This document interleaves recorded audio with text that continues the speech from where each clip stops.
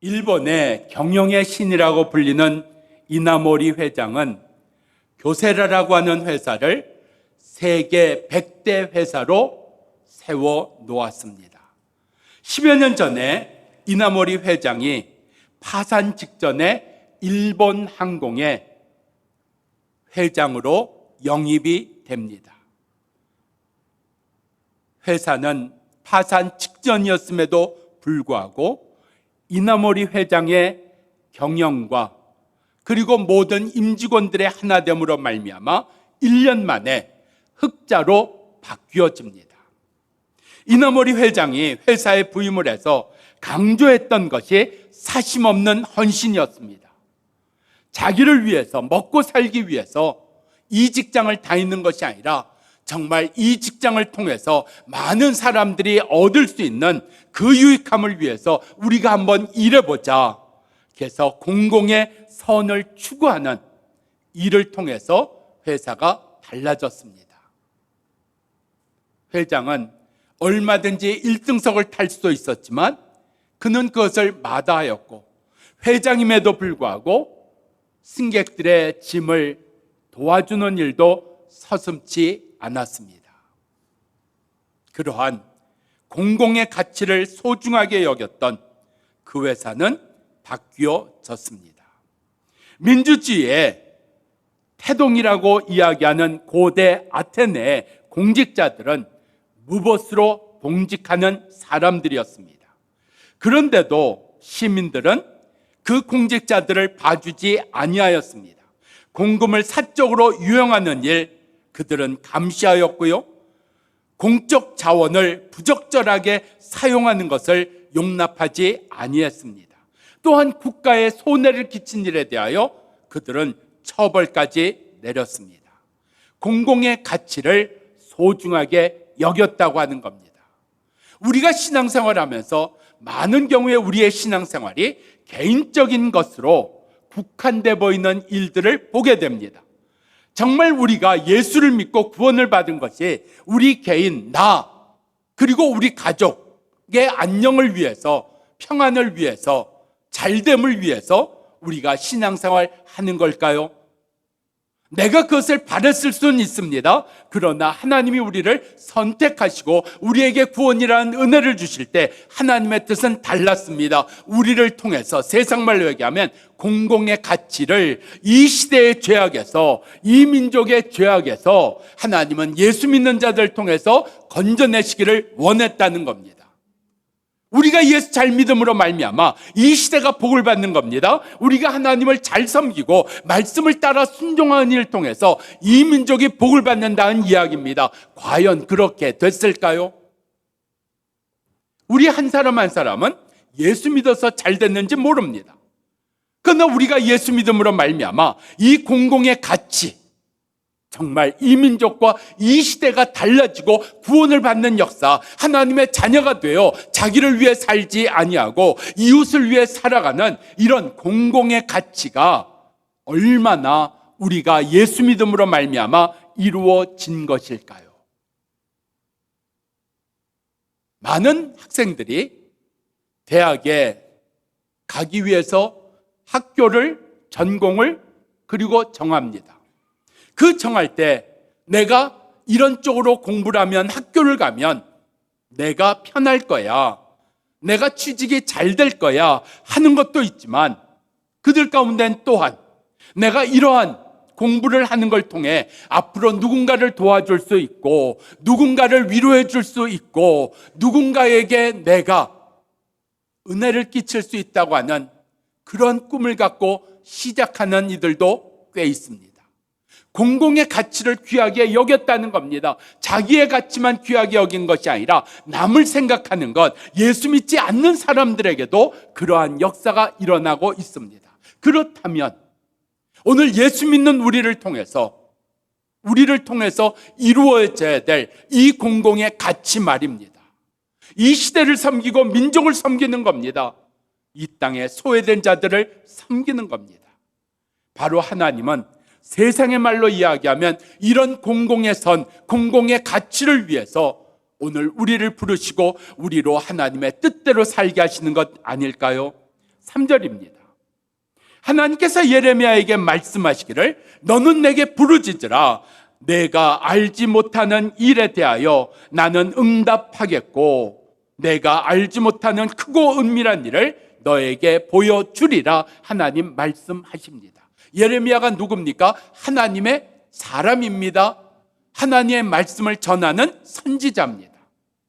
근데 예레미야가 하나님의 말씀을 이스라엘에 전했습니다. 너희의 죄악으로 인하여 바벨론에 함락될 것이고 너희는 포로가 될 것이라고요. 이 하나님의 말씀을 이스라엘이 받아들이지 않습니다. 무슨 얘기냐고요? 하나님이 우리 하나님이신데, 우리 편이신데 하나님이 우리를 지켜주시지 어떻게 하나님이 우리를 어렵게 하시겠냐고요? 멸망하게 하시겠냐고요? 그래서 화가 나왔고 예레미야가 선지자인 줄 알면서도 감옥에 가다 버립니다. 예레미야가 왜 고난을 당했습니까? 왜 어려운 일을 당했습니까? 하나님의 말씀대로 심부름을 잘했더니, 하나님의 말씀대로 순종했더니 주어진 결과가 감옥, 고난이라는 것 아니었을까요? 이렇게 하나님의 말씀대로 전해서 주어진 결과가 고난이었는데 하나님 예레미야에게 기도하라고 하시는 겁니다. 아니, 내가 하나님의 말씀을 전한 것 때문에 힘들어 죽겠는데 나보고 또 기도하라고? 아마 우리 일반적으로 이런 얘기를 들으면 두 번은 안 속습니다. 아니, 기도했다가 또 무슨 어려움이 올지 모르는데, 무슨 또 힘든 일을 만날지 모르는데 내가 왜 또 하나님의 말씀대로 해야 됩니까? 하고 억하심령에서도 거절할 수 있는 것 아니었을까요? 근데 하나님 말씀하시잖아요. 너는 내게 열심히 기도해라. 열심히 기도해라. 우리의 삶 속에 언제 기도하라고 하시는 걸까요? 낙심했을 때 기도하라는 겁니다. 포기하고 싶을 때 기도하라는 겁니다. 상처받았을 때 기도하는 거고, 어려울 때 기도하는 거고, 고난 중에 기도해야 되는 것을 우리 가운데 말씀하고 있습니다. 왜 고난 중에 아픔 속에, 실망과 낙심 속에 기도하라고 하시는 걸까요? 우리의 심령이 다치지 않도록, 우리의 귀가 다치지 않도록 만드시는 겁니다. 여러분, 어려운 일 겪어보셨습니까? 상처받아 보셨습니까? 낙심해 보셨습니까? 아무 소리도 듣고 싶지 않아요. 귀찮아요. 당신은 당해보지 않아서 몰라.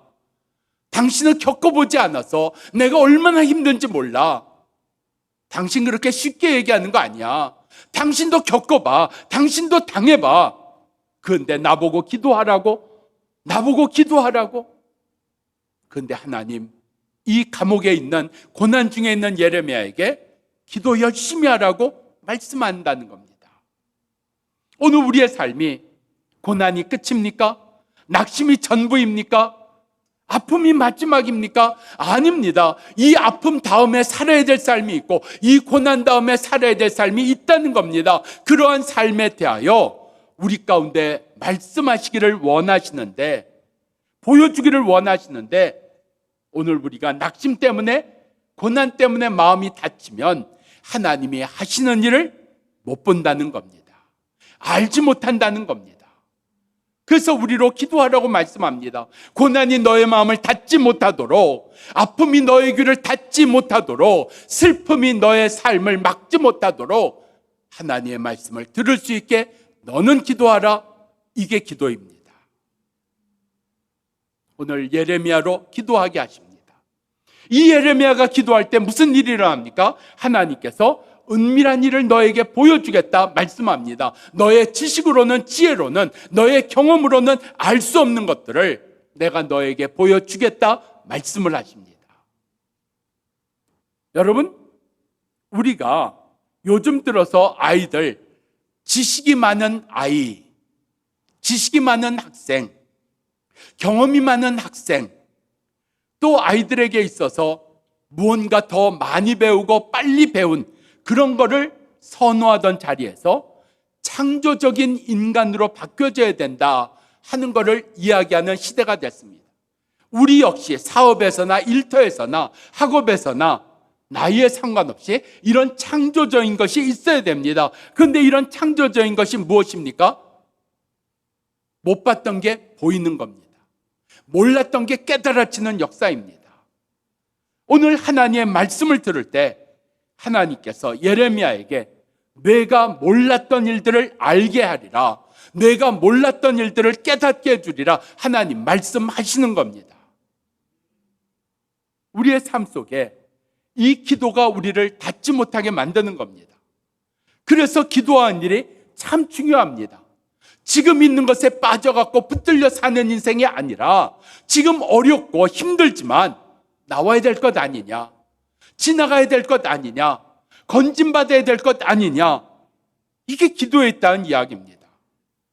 기도 아픔 속에 하는 겁니다. 기도 힘들 때 하는 겁니다. 기도 어려울 때 하는 겁니다. 그 가운데 하나님께서 하실 일들을 보게 하시고 듣게 하시는 은혜가 우리들 가운데 이루어질 것입니다. 오늘 하나님이 예레미야로 기도하게 하실 때 깨닫게 하신 게 무엇입니까? 예레미야는 내가 하나님 앞에 잘 순종했더니 말씀대로 살았더니 나는 고난을 받았어, 어려움을 당한 거야 하고 생각을 했습니다. 아닙니다. 예레미야가 순종한 결과가 고난이 아닙니다.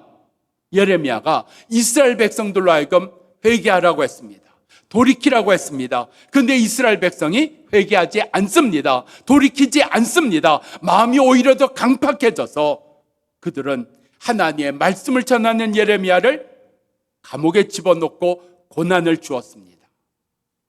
예레미야의 고난은 불순종한 자들, 죄악 가운데 있는 자들을 보여주는 하나님의 역사였습니다. 우리는 지금까지 고난을 받을 때 내가 무언가 잘못했다고, 내가 무언가 크게 잘못했다고, 내가 실수했다고 그렇게 생각을 합니다. 그래서 어려운 일을 당할 때 이렇게 우리는 말합니다. 내가 뭘 그렇게 잘못했는데요? 내가 그 사람보다 더 잘못했나요? 내가 뭘 그렇게 실수하고 죄악을 지어서 내가 이런 일을 겪어야 됩니까? 내가 이런 병을 얻어야 됩니까? 내가 이런 일을 겪어야 됩니까? 하고 원망을 했다는 말입니다. 아니라는 이야기입니다. 잘못해서가 아니라, 물론 잘못해서 받는 고난이 있습니다. 징계가 있습니다. 그런데 그게 아니고 하나님이 하시는 일을 보여주시는 겁니다. 이 시대의 죄악을 보여주시는 것으로 우리가 고난을 당하고 내가 고난을 겪는 일이 있다는 이야기입니다. 우리는 지금까지 고난의 영역을 사적인 영역으로만 생각을 했습니다. 그래서 고난을 뭔가 나의 죄로만 생각했는데 아니요. 구약 성경에 느헤미야가 있습니다. 느헤미야가 이스라엘의 성벽이 다 무너지고 이 예루살렘에 그 환난과 아픔과 고난과 멸망에 당했다는 이야기를 듣고 나서 예레미야가 이렇게 하나님 앞에 기도합니다. 하나님 아버지, 지금 예루살렘이 이런 어려움을 겪습니다. 이런 고난을 겪습니다. 하나님, 나의 죄와 나의 집안의 죄가 이스라엘로 하여금 이런 고난을 겪게 하였습니다. 느헤미야가 예루살렘 성을 허술하게 지었나요? 적당히 지었나요? 돈을 빼먹었나요? 아닙니다. 오늘 우리의 고난의 문제를 우리는 성경적으로 얘기하면 사적인 영역에서 공적인 영역으로 옮겨가야 됩니다. 공적인 영역에서 우리의 고난을, 나의 고난을 생각해야 됩니다. 이 시대의 죄악을 보여주시려고 우리가 이 시대를 위해서 이렇게 살면 안 된다. 이런 죄악된 세상에 너 혼자 잘 먹고 너 혼자 잘 살고 너 혼자 안전하리라 생각하지 말라 말씀하시는 겁니다. 너희가 이 시대를 위해서 더 기도해야 된다. 잠자고 있을 때가 아니다. 우리의 고난을 통해서 나를 깨우시는 겁니다. 이 시대의 죄악을 어떻게 하겠느냐, 이 시대의 아픔 속에 너는 무엇을 할 것이냐, 그걸 보여주시는 겁니다. 예를 들어 볼까요? 여러분, 바울과 실라가 그들이 복음을 전하다가 감옥에 들어갑니다. 죄를 지은 게 아닙니다. 그런데 하나님은 저들이 겪는 고난을 통해서 이 시대가 얼마나 불순종하는 시대이고, 이 시대가 얼마나 하나님의 말씀을 싫어하는 시대이고, 이 시대가 얼마나 하나님을 저렇게 대놓고 대적하는 것인지 저들의 고난을 통해서 보게 하시는 겁니다. 그것을 본 바울과 실라는 감옥에서 풀려났습니다. 고난에서 풀려났습니다. 그런데 뭘 합니까? 복음을 또 전합니다. 예수를 또 전합니다. 왜요? 봤잖아요. 이 시대가 이렇게 악한데, 이 시대가 이렇게 하나님을 대적하는데 우리가 풀려났다고, 우리가 안전하다고 이제는 나 편한 데 가서, 나 안전한 데 가서 살겠다고. 아니요. 하나님이 이 시대의 죄악을 보여주신 것을 따라서 나는 이 시대 가운데 한 사람이라도 구원하는 일에 내가 쓰임받기를 원합니다 하고 간수에게 복음을 전하고 그 집안을 구원하는 일에 쓰임받지 않습니까? 언제까지 나의 잘못으로, 나의 연약함으로, 나의 죄성으로 우리가 징계를 당하고 고난을 받을 것입니까? 이제 우리 가운데 보여주시는 것이 있습니다. 기도할 때 보여주시는 우리 가운데 공공의 이런 선을 위해서, 가치를 위해서 오늘 보여주시는 그 일들, 우리의 고난 가운데 깨달아지기를 바랍니다. 이게 신앙의 중심입니다. 사실은요. 그것이 중심이라는 걸 어떻게 성경은 우리 가운데 보여주시는가 하면 예수 그리스도십니다. 예수 그리스도는 자기의 죄로 고난당하셨습니까? 예수 그리스도는 자기의 잘못으로, 자기의 죄악으로 십자가를 지셨습니까? 아닙니다. 자기의 죄 아닙니다. 우리의 죄입니다. 우리의 죄 때문에 고난당하시고 십자가를 지셨습니다. 그런데 예수의 고난을 보면서 우리 뭐라 그럽니까? 오호라, 내 죄 때문이라. 그 예수의 고난에서 내 죄를 보는 것 아닌가요? 그 예수의 십자가에서 내가 얼마나 악한 자인 것이 깨달아지는 것 아닌가요? 그 예수의 십자가로 말미암아 죄 없으신 예수 그리스도가 나의 죄를 지시고 나의 죄 때문에 고난당하신 것 속에 우리가 비로소 내 죄가 보이고 깨달아진 것 아니었을까요? 바로 그겁니다. 이게 십자가의 믿음이고요, 신앙이고요, 정신입니다. 우리는 자기를 위해 살게 돼 있지 않습니다. 예수 믿으면 말이죠.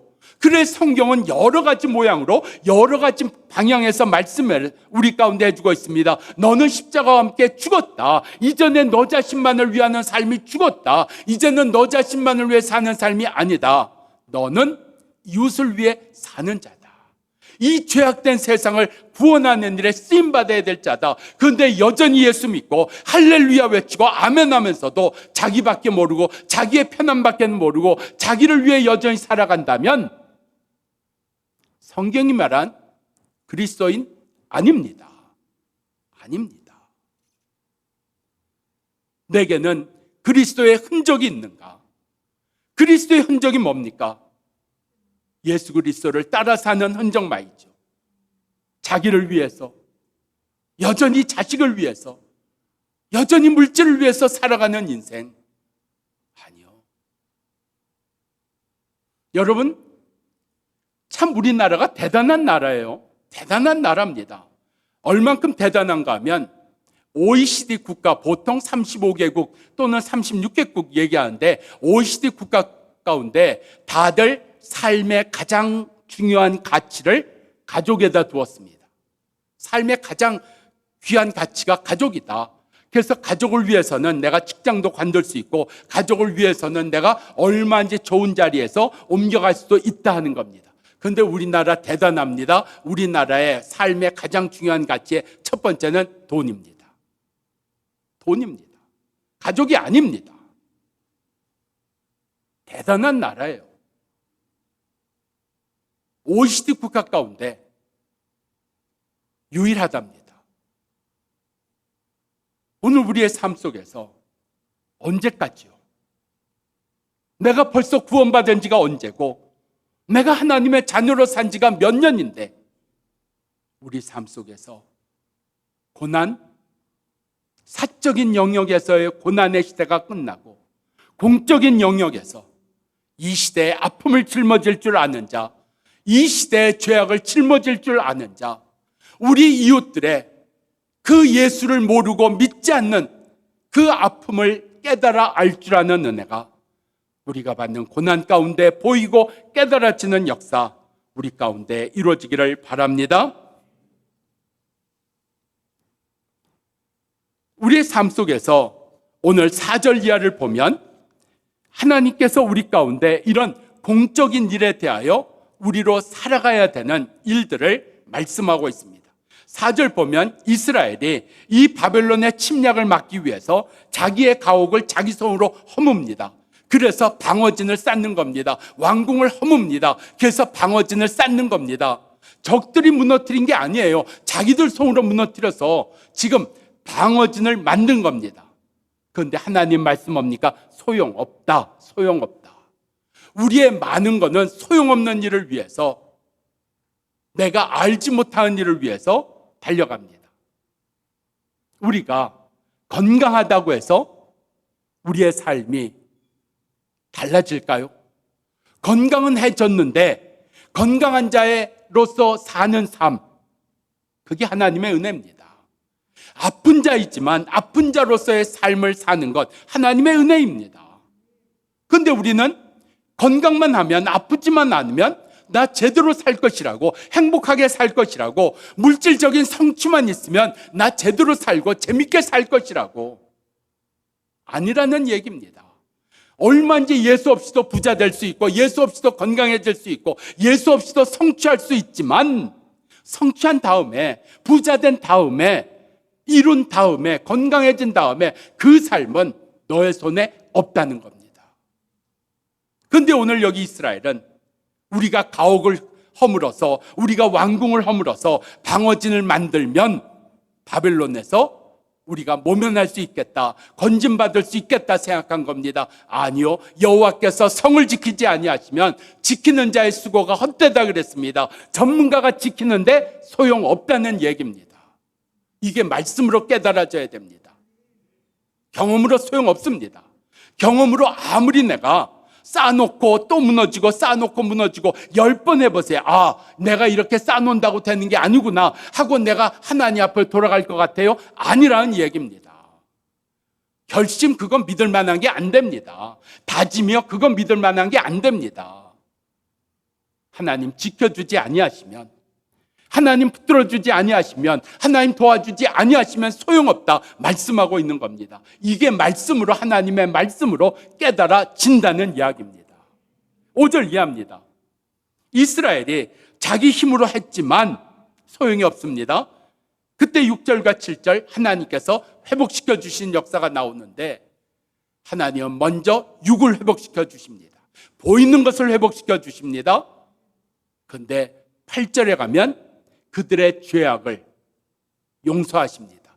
영의 회복이 있다는 것을 말씀하는 겁니다. 육신의 회복은 반의 반도 안 됩니다. 영이 회복이 돼야 육신의 회복이 쓰임을 받는 겁니다. 그래서 우리의 삶 속에는 반드시 이 죄악에서 용서받은 은혜가 깨달아져야 됩니다. 예수님 이 땅에 오셔서 병을 고쳐주셨어요. 병만 고쳐주셨나요? 내 죄 사함을 받았느니라 말씀하신 겁니다. 이것이 이루어질 때 9절의 역사가 나옵니다. 9절이 뭔가요? 새로운 삶입니다. 새로운 삶이에요. 이렇게 예를 들어볼게요. 내가 얼마나 안 먹고 안 쓰고 아껴서 모은 건데 그걸 이유도 없이 내가 줘? 보상도 없이 내가 나눠줘? 내가 알지도 못한 사람에게 내가 베풀어? 기가 막힌 일입니다. 세상으로 볼 때는요, 친척한테 주는 것도 아까운데 전혀 알지도 못하는, 내가 보상받는 것도 없는 사람들에게 줄 수 있는 것, 새로운 삶입니다. 그게 9절입니다. 우리 가운데, 고난 가운데 기도했을 때, 하나님의 말씀을 들었을 때, 하나님께서 우리를 육으로 영으로 건져내 주셨을 때 새로운 삶을 사는 것, 그게 9절 말씀입니다. 내가 먼저였던 인생에서, 나 먼저 챙겼던 인생에서 그가 먼저가 되고 이웃이 먼저가 되는 이 새 삶의 은혜가 우리들 가운데 이루어지기를 축원합니다.